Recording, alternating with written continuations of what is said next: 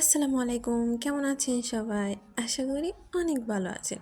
আজকে রেডি করব মসুর ডালের পেঁয়াজি, বিকালের নাস্তা। খুবই মজা।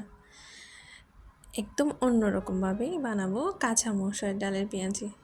একদম বাটাবাটি ঝামেলা ছাড়া। এখানে নিয়ে নিলাম রসুন কুচি, বেশি করে পেঁয়াজ কুচি, কাঁচা লঙ্কা, তারপর 2 টেবিল চামচ বেসন আর 2 টেবিল চামচ আটা দিয়ে ভালোভাবে মেখে নিব।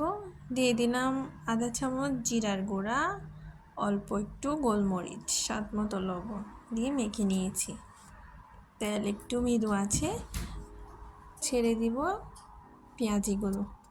আস্তে আস্তে উল্টে পাল্টে ভেজে নিব।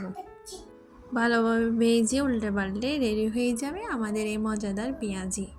আপনারা চাইলে তেঁতুলের গ্রেভি বানিয়েও এই পেঁয়াজিগুলো খেতে পারবেন, খুবই মজা।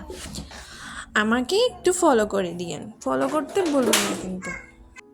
আর কে কোথা থেকে দেখছেন অবশ্যই জানাতে ভুলবেন না। রেসিপিটি ট্রাই করতে পারেন, খুবই মজা, শর্টকাট। আল্লাহ হাফেজ, ভালো থাকি।